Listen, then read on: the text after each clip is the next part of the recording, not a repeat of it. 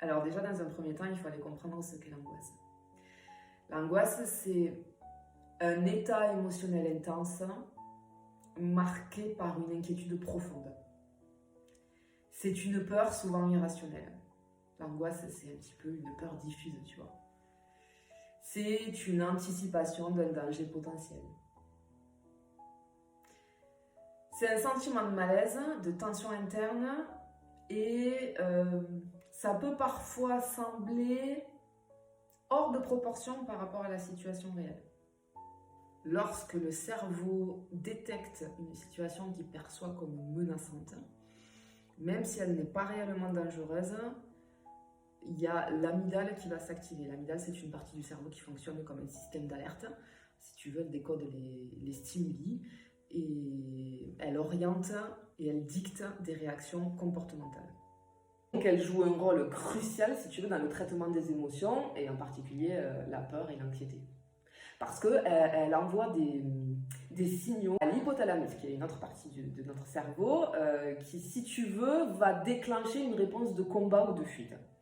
Et qui va activer le système nerveux sympathique. Okay, ce processus, si tu veux, il va entraîner une libération d'hormones de stress, l'adrénaline, le cortisol, qui vont préparer le corps à réagir rapidement à la menace perçue. Et dans le cas de l'angoisse, cette réaction, elle est souvent disproportionnée ou inappropriée parce que la menace, elle peut être totalement imaginaire ou exagérée par ton esprit. Alors, ce qu'il faut aller trouver, c'est un moment de ton passé, un moment que ton esprit a peut-être enfoui, mais qui a laissé une trace émotionnelle très très forte. Ça peut être des émotions que tu as peut-être refoulées ou ignorées, ça peut être lié à une expérience de peur, une peur de l'abandon, une peur de rejet ou un stress intense que tu as vécu. Peut-être que ça a été un événement isolé ou quelque chose qui s'est répété, au contraire, et qui est venu renforcer ces sensations à l'intérieur de toi. Et c'est ce moment-là, si tu veux, ce moment clé qui a pu planter comme une graine d'angoisse, je vais dire, dans ton esprit. Et cette graine, ensuite, elle a grandi au fil des années. Et petit à petit, elle a pris racine et elle réapparaît aujourd'hui. Parce qu'il y a un événement qui a provoqué, un événement récent du coup, qui a pu provoquer la remontée et la floraison, j'ai envie de dire, de cette graine, tu vois.